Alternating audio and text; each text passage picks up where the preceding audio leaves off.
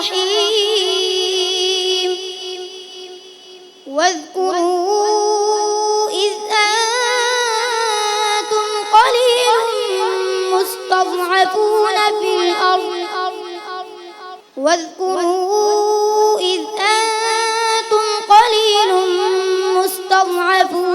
الأرض مستضعفون في الأرض تخافون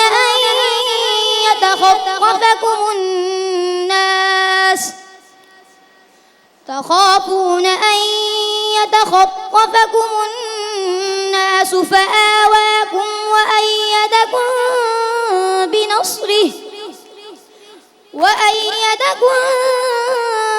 بنصره ورزقكم من الطيبات لعلكم تشكرون يا أيها الذين آمنوا لا تخونوا الله والرسول وتخونوا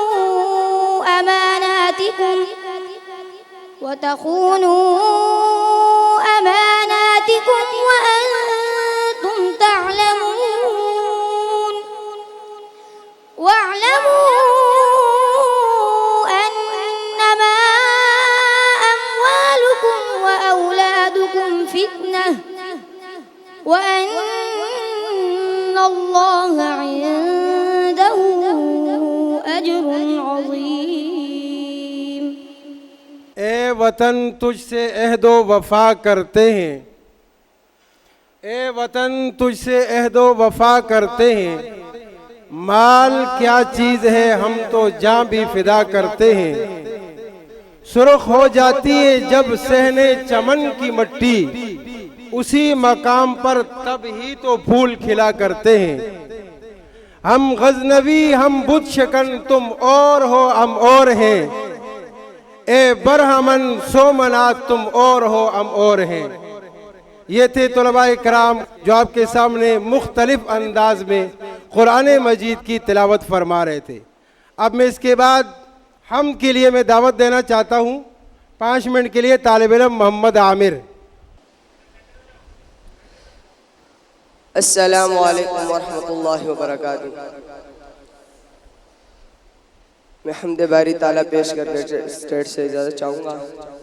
تو آپ سب طالب علم کرام سے گزارش ہے کہ میرے ساتھ صدائیں بلند کرنا سبحان اللہ کی اگر کوئی شعر سمجھ آئے، اور میرے ساتھ دینا ہے لا الہ الا اللہ. یا اللہ یا رحمان یا رحیم یا کریم، یا اللہ یا رحمان یا رحیم یا کریم، یا اللہ یا رحمان یا اللہ یا رحمان یا رحیم یا کریم. اربالا نام تیرا کن فیکون ہے کام تیرا، اربالا نام تیرا کن فیکون ہے کام تیرا. ایک ذکر ہی صبح و شام تیرا، ذکر ہے صبح و شام تیرا. لا الہ الا اللہ لا الہ الا اللہ لا الہ الا اللہ. سب مل کے پڑھیں ہاں لا الہ الا اللہ لا الہ الا اللہ. یا اللہ یا رحمان یا اللہ یا رحمان یا رحیم یا کریم. شمس و قمر تسبیح کرے اور شجر سجدے میں رہے، شمس و قمر تسبیح کرے اور شجر سجدے میں رہے. ذکر چرندے پرندے کریں، ذکر چرندے پرندے کریں، لا الہ الا اللہ، لا الہ الا اللہ، لا الہ الا اللہ، یا اللہ یا رحمان، یا اللہ یا رحمان، یا رحیم یا کریم، ذات ہے تیری لامحدود، ہر شے میں ہے تو موجود، ذات ہے تیری لامحدود، ہر شے میں ہے تو موجود، ایک تو ہی سب کا معبود، ایک تو ہی سب کا معبود، لا الہ الا اللہ، لا الہ الا اللہ، لا الہ الا اللہ۔ اس کے بعد ابھی آپ میرے ساتھ ایک نعرہ لگانا، اللہ سانسوں کی تکرار میں اللہ، سانسوں کی تکرار میں اللہ، سانسوں کی تکرار میں اللہ، پھولوں کی مہکار میں اللہ، روحوں کی نازک تاروں میں اللہ، چڑیوں کی چہکار میں اللہ، گلشن میں گلزار میں اللہ، چمن میں لالا زار میں اللہ، چوٹی پر اور غار میں اللہ، مسجد میں بازار میں اللہ، مومن کی تلوار میں اللہ، غازی کی للکار میں اللہ، کہ دو سبحان اللہ، مومن کی تلوار میں اللہ، غازی کی للکار میں اللہ، لا الہ الا اللہ، لا الہ الا اللہ، لا الہ الا اللہ، یا اللہ یا رحمان، یا اللہ یا رحمان، یا رحیم یا کریم، یا اللہ یا رحمان، یا رحیم یا کریم۔ تقریب پرچم کشائی کی جائے گی، اس کے لیے میں دعوت دوں گا حضرت قاری عبد المنان صاحب اور باقی تمام ہمارے معزز مہمانان کو کہ وہ تشریف لائیں۔ مولانا عزیز الرحمن عظیمی صاحب، قاری ہارون رشید صاحب، سر حفیظ الرحمن صاحب، مولانا قاری انوار الحق صاحب تشریف لائیں اور پرچم کشائی فرمائیں۔ ایشور حسین شادباد، تو نشان عزم عالی شان۔ اس تقریب پرچم کشائی کے بعد پاکستان کی اہمیت کے لیے اہمیت پر دعوت دینے جا رہا ہوں۔ ہمارے بنوریا اکیڈمی کے نگران جناب سر یوسف صاحب سے میں گزارش کروں گا کہ وہ تشریف لائیں اور پاکستان کی اہمیت پر روشنی ڈالیں۔ تشریف لاتے ہیں جناب سر یوسف صاحب۔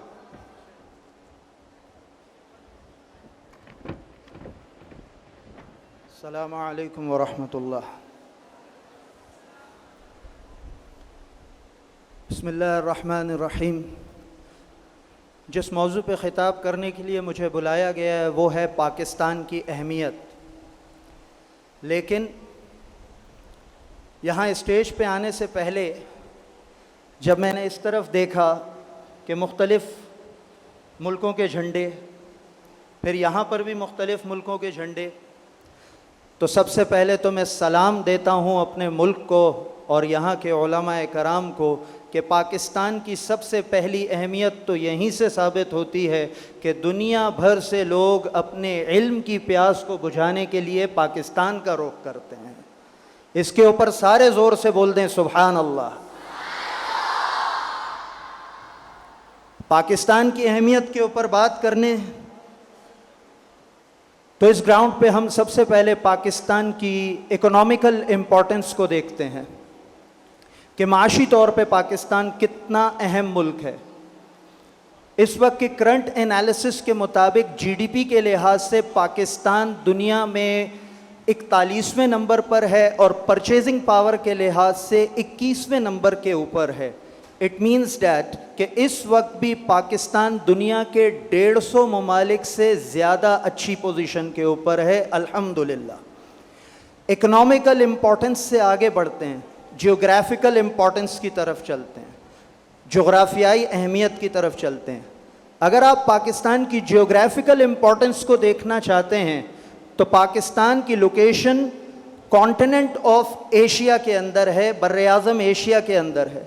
بر اعظم ایشیا کے میپ کو دیکھیں تو اس وقت دنیا کے 2 بڑے ممالک چائنا اور بھارت, انڈیا, ان دونوں کو عرب کنٹریز, افریقن کنٹریز اور یورپین کنٹریز سے تجارت کرنے کے لیے پاکستان کا راستہ درکار ہے.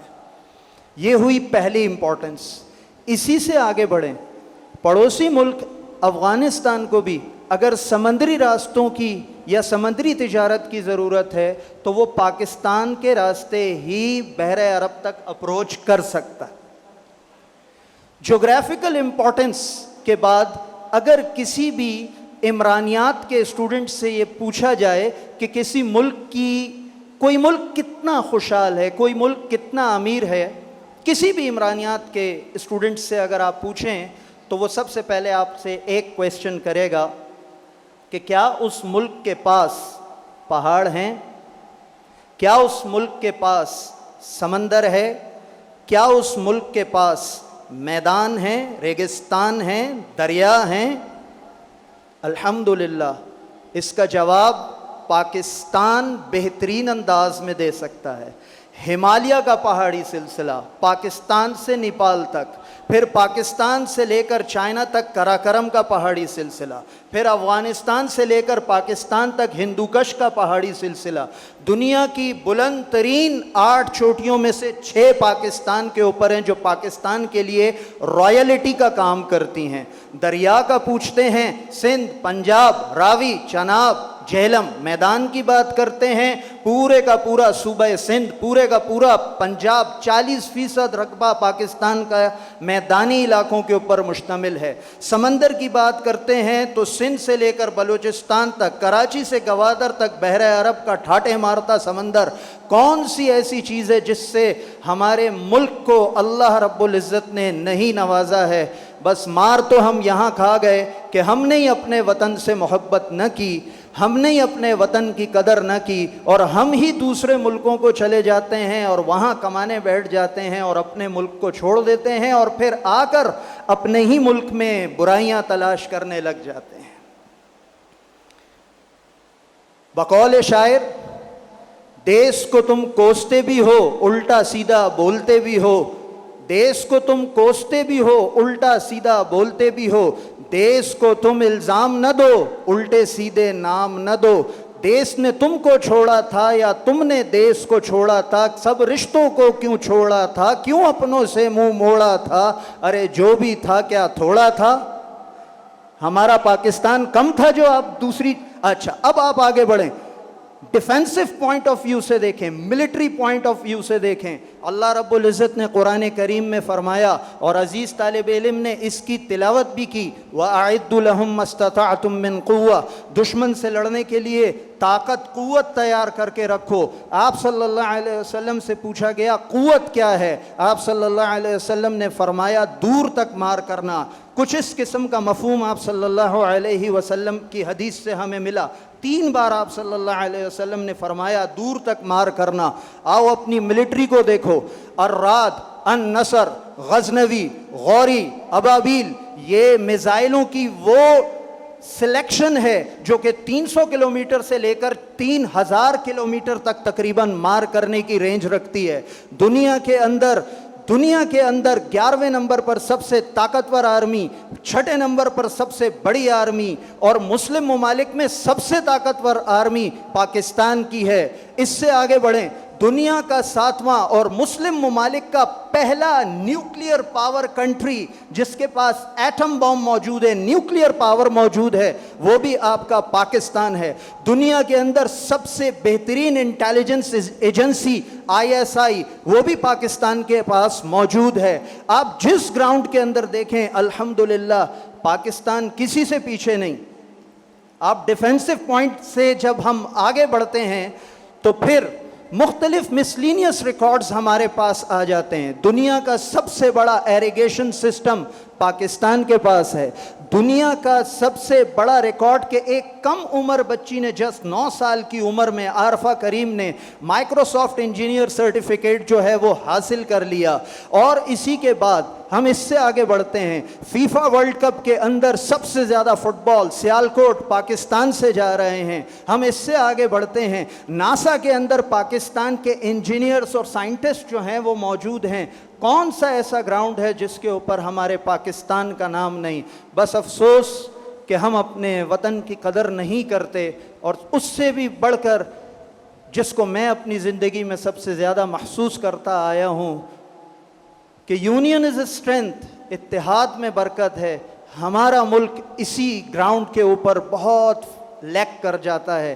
آخر میں ایک شعر پہ اپنی گفتگو کو ختم کروں گا۔ چمن میں اختلاط رنگ و بو سے بات بنتی ہے، چمن میں اختلاط رنگ و بو سے بات بنتی ہے، تم ہی تم ہو تو کیا تم ہو، ہم ہی ہم ہیں تو کیا ہم ہیں۔ وآخر دعوانا ان الحمد للہ رب العالمین۔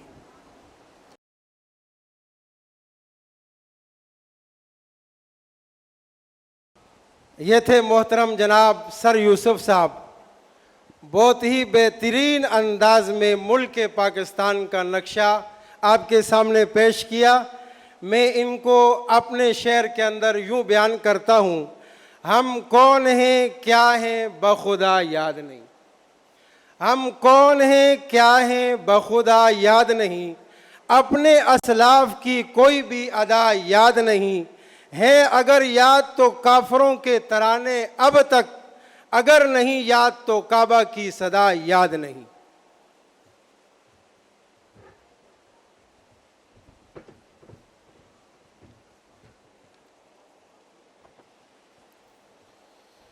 اب آزادی کے سلسلے کو مزید آگے بڑھاتے ہوئے میں نیشنل سانگ پیش کرنے کے لیے، ملی نغمے پیش کرنے کے لیے حافظ ولید الحسن اور ان کی ٹیم کو اسٹیج پر دعوت دوں گا کہ وہ تشریف لائیں اور آپ حضرات کے سامنے ملی نغمہ پیش فرمائیں۔ حافظ ولید الحسن بمائے اپنی ٹیم کے تشریف لائیں۔ السلام علیکم ورحمۃ اللہ وبرکاتہ۔ ایک بہت ہی پیارا طلباء کرام پر مشتمل گلدستہ ملک و ملت کی محبت اور عقیدت میں ملی نغمہ پیش کر رہا ہے، تو سبھی سننے والوں سے مؤدبانہ گزارش ہے کہ سنجیدگی اور توجہ کے ساتھ سماعت فرمائیے گا اور حوصلہ افزائی بھی فرمائیے گا اور ساتھ بھی دیجیے گا۔ ساتھ دیں گے نا انشاءاللہ؟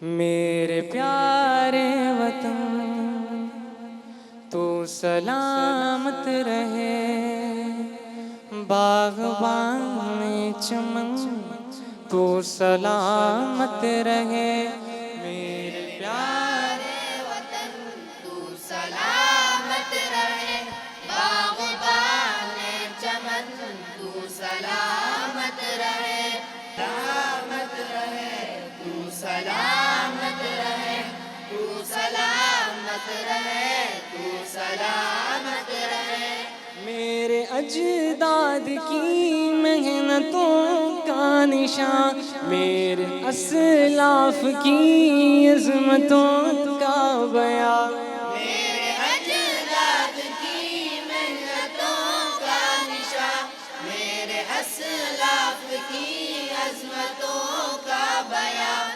یادگار زمن تو سلامت رہے، یادگار زمن تو سلامت رہے، تو سلامت رہے، تو سلامت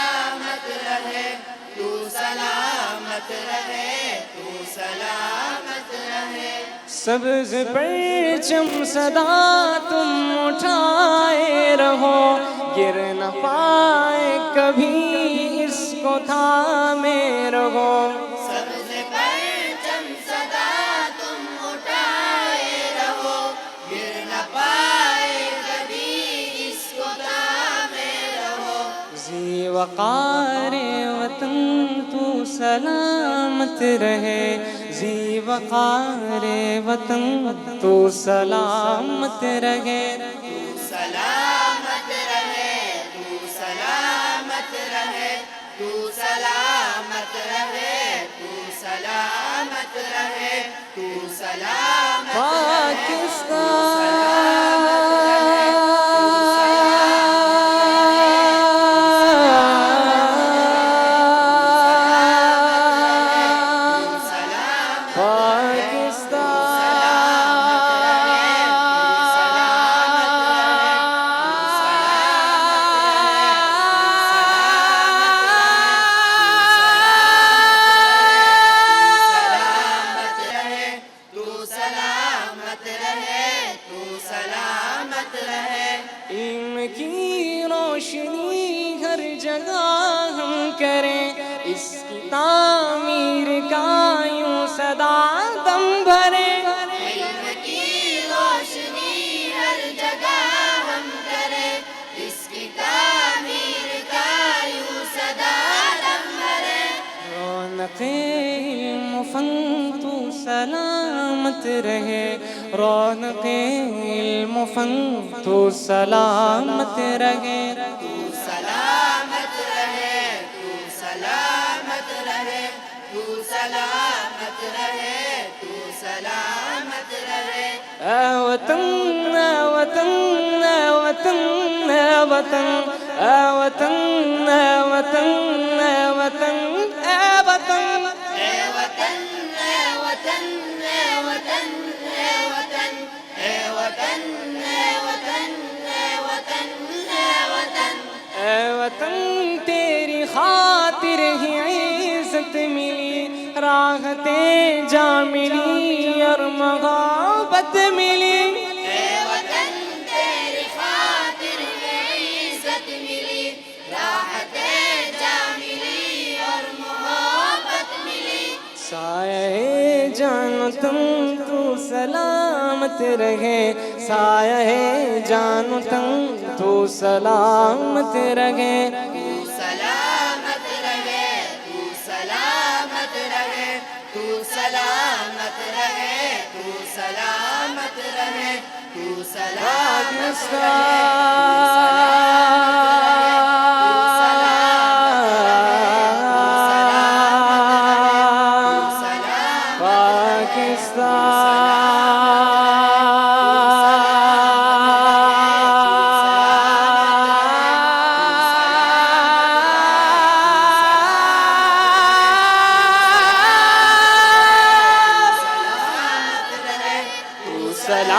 سلامت رہے، تو سلامت رہے، تو سلامت رہے، تو سلامت رہے، تو سلامت رہے، تو سلامت رہے، تو سلامت رہے، تو سلامت رہے، تو سلامت رہے، تو سلامت رہے، میرے پیارے وطن سلامت رہے، باغبان چمن سلامت رہے۔ پاکستان زندہ باد۔ السلام علیکم ورحمۃ اللہ وبرکاتہ۔ یہ آپ کے سامنے ملی نغمہ پیش کیا گیا، بہت ہی خوبصورت انداز میں طلباء نے ملی نغمہ پیش کیا۔ اب میں اس کے بعد تاریخ پاکستان میں طلباء اور علماء کا کردار، اس پر روشنی ڈالنے کے لیے میں دعوت دوں گا حضرت مولانا عزیز الرحمن عظیمی صاحب کو کہ وہ تشریف لائیں، تاریخ پاکستان میں علماء اور طلباء کے کردار پر روشنی ڈالیں۔ تشریف لاتے ہیں جناب حضرت مولانا عزیز الرحمن عظیمی صاحب۔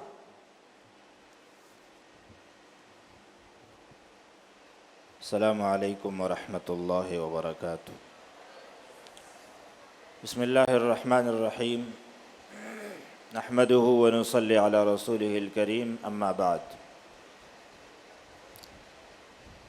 تحریک پاکستان میں علماء اور طلباء کے کردار کا موضوع ہے۔ مملکت پاکستان، اسلامی جمہوریہ پاکستان ہمارا ملک ہے، ہمیں اپنی جان سے زیادہ عزیز ہے۔ ہم ہی اس کے باسی اور اس کے محافظ ہیں، اور یہ ملک اسلام کے نام پر حاصل کیا گیا ہے، لا الہ الا اللہ کے نام پہ حاصل کیا گیا ہے، اس میں کوئی دو رائے نہیں ہے۔ پاکستان کے قیام کے لیے مسلمانان ہندوستان نے بیش بہا قربانیاں دی ہے، اور اس میں علماء اور عوام، دینی اور عصری تعلیم یافتہ تمام طبقات نے، بوڑھے جوانوں، بچوں، مردوں اور عورتوں نے حصہ لیا ہے، اور ان کی قیمتی اور بیش بہا قربانیاں تاریخ کا حصہ ہے۔ علماء اور طلباء نے بھی اس میں اتنا ہی حصہ لیا ہے جتنا عام مسلمانوں نے قیام پاکستان میں، تحریک پاکستان میں، آزادی وطن میں حصہ لیا ہے، بلکہ علماء کرام نے اس تحریک کی قیادت کی ہے۔ ایک پروپیگنڈا کیا جاتا ہے کہ علماء دیوبند کانگریس میں تھے اور قیام پاکستان کے مخالف تھے۔ یہ ایک معاندانہ پروپیگنڈا ہے، اس کا حقیقت سے کوئی تعلق نہیں ہے۔ تحریک پاکستان میں علماء دیوبند کی شرکت اور ان کا کردار روز روشن کی طرح واضح ہے۔ علماء دیوبند کے سب سے نمایاں اور سب سے عظیم رہنما حکیم الامت حضرت مولانا اشرف علی تھانوی اور ان کے تمام متوسلین، وہ تحریک پاکستان میں قائد اعظم کے شانہ بشانہ شریک رہے، اور اسی لیے مشرقی پاکستان میں حضرت مولانا ظفر احمد عثمانی نے اور مغربی پاکستان میں حضرت مولانا شیخ الاسلام شبیر احمد عثمانی رحمہ اللہ نے پرچم کشائی قائد کے فرمان پر کی۔ اس سے زیادہ ثبوت ہم کیا پیش کر سکتے ہیں کہ تحریک پاکستان میں علماء کا اور خاص طور پر علماء دیوبند کا کتنا کردار رہا ہے۔ لیکن اس کا ایک اور رخ بھی ہے۔ کیا آپ نے کبھی غور کیا ہے کہ قائد کے ساتھ اقبال کا نام لیا جاتا ہے، جس کو شاعر مشرق اور شاعر پاکستان کہا جاتا ہے، علامہ محمد اقبال۔ ان کو مصور پاکستان بھی کہا جاتا ہے، اس لیے کہ انہوں نے قیام پاکستان سے 17 سال قبل سن 1930 میں نظریہ پاکستان پیش کیا۔ ابھی پاکستان بنا نہیں تھا، ابھی تحریک پاکستان زوروں پر نہیں تھی کہ انہوں نے نظریہ پاکستان پیش کیا۔ ہم کہتے ہیں کہ جیسے علامہ اقبال اور پاکستان کو ایک دوسرے سے الگ نہیں کیا جا سکتا، اور قائد اعظم کی طرح علامہ اقبال بھی خالق اور مصور پاکستان ہے، اگرچہ ان کی وفات قیام پاکستان سے 9 سال قبل ہوئی ہے۔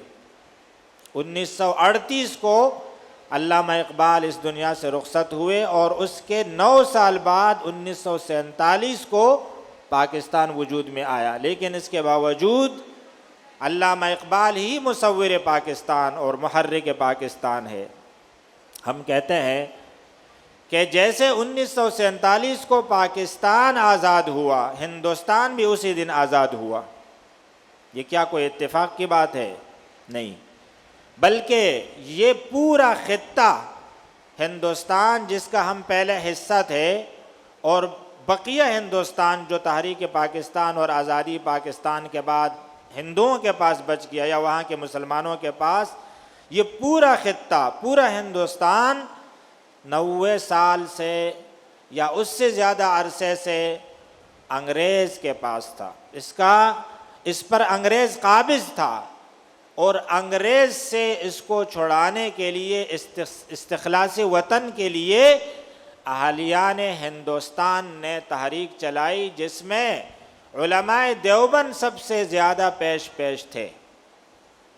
اس تحریک میں شاہ عبدالعزیز رحمہ اللہ، شاہ اسماعیل شہید، سید احمد شہید، قاسم نانوتوی، رشید احمد گنگوہی، شیخ الہند محمود حسن، ان کے تلامذہ میں شیخ الاسلام مولانا حسین احمد مدنی، مفتی کفایت اللہ مولانا حفظ الرحمن سوہاروی، اور علماء دیوبند کے علاوہ علماء اہل حدیث میں ابراہیم سیالکوٹی، داؤد غزنوی اور ثناء اللہ امرتسری جیسے نابغہ روزگار شخصیات نے بڑھ چڑھ کر حصہ لیا اور بیش بہا قربانیاں پیش کی، اور ان قربانیوں کے نتیجے میں جس میں ہزاروں جانیں علماء کی گئی، مسلمانوں کی گئی، ان کو تختہ دار پہ لٹایا گیا، 1857 کی جنگ آزادی لڑی گئی، شاملی کے میدان میں علماء نے قربانیاں دی، تب جا کے پورا ہندوستان آزاد ہوا انگریز کے قبضے اور تسلط سے، اور پھر اس کو تقسیم کیا گیا تو آدھا پاکستان رہ گیا اور آدھا ہندوستان بچ گیا۔ تو تحریک پاکستان کے اصل میں 2 مرحلے ہیں، ایک قیام پاکستان کی تحریک اور ایک استخلاص وطن اور ہندوستان کی آزادی کی تحریک۔ یہ جس پاکستان میں آج ہم رہتے ہیں، یہ پاکستان دراصل ہندوستان کا حصہ تھا اور انگریز کے قبضے میں تھا۔ انگریز سے اس کو چھڑانے اور انگریز کے خلاف جد و جہد میں کیا علماء کی تاریخ اور ان کی قربانیوں اور ان کی جد و جہد کو فراموش کیا جا سکتا ہے؟ ہرگز نہیں۔ تو وہ بھی دراصل تحریک پاکستان کا پہلا مرحلہ تھا، جس کی قیادت ہمارے تمام علماء دیوبند اور اکابرین دیوبند نے کی، اور دوسرے مرحلے میں حضرت تھانوی رحمہ اللہ اور ان کے متوسلین اور ارادت مند اور خلفاء اور دارالعلوم دیوبند کے فرزندان نے شرکت کی۔ تو قیام پاکستان میں علماء کا کردار رہا ہے، عظیم الشان اور ناقابل فراموش کردار رہا ہے، اور آزادی کے بعد ملک کو مستحکم کرنے اور اس کو دستور اور آئین دینے میں بھی علماء کا کلیدی کردار رہا ہے، جس میں درجنوں علماء دیوبند نے کلیدی کردار ادا کیا۔ حضرت مولانا شبیر احمد عثمانی، حضرت مولانا ظفر احمد عثمانی، حضرت مولانا مفتی محمد شفیع، حضرت مولانا صادق کراچوی، حضرت مولانا ادریس خان دہلوی، حضرت مولانا عبدالحق حقانی، حضرت مولانا مفتی محمود، حضرت مولانا غلام غوث ہزاروی جیسے اساتین امت نے آئین دیا، پاکستان کو متفق آئین دیا ہے، 52 کا آئین، 73 کا آئین، یہ انہی شخصیات نے بنایا ہے، اور آج تک علماء دیوبند اور علماء حق اس ملک کے تحفظ اور اس کے بقا کے لیے سرگرم عمل ہے۔ تو یہ تاریخ کا حصہ ہے، ہمیں اس پر فخر ہے، اور ہم ہمیشہ اس کو یاد رکھیں، یہ ایک ناقابل فراموش صفحہ تاریخ ہے اسلام کا، مسلمانان ہند کی تاریخ کا، اور اللہ تعالیٰ علماء حق کو، علماء دیوبند کو، اور دینی مدارس اور دینی جماعتوں سے وابستہ علماء اور طلباء کو ہمیشہ اس ملک کی حفاظت کی توفیق عطا فرمائے اور اس سے وابستہ رہنے کی توفیق عطا فرمائے۔ وآخر دعوانا ان الحمدللہ رب العالمین۔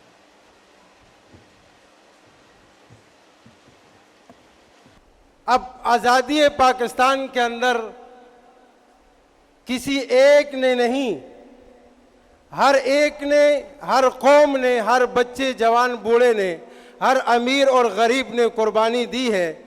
اب میں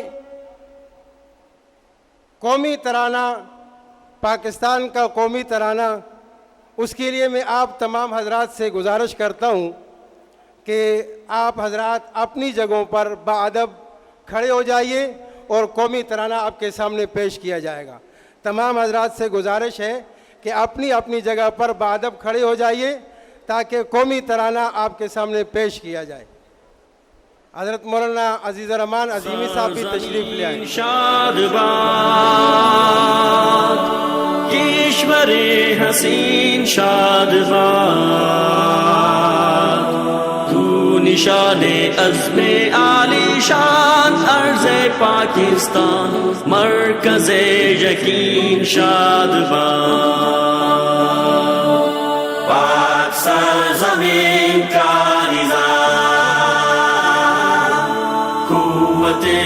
قوت عوام قوم ملک سلطنت آئندہ تابندہ باد شاد باد منزل مراد پرچم ستارہ و ہلال رہبر ترقیوں کمال ترجمان ماضی شان حال جانے استقبال سایہ خدا ذوالجلال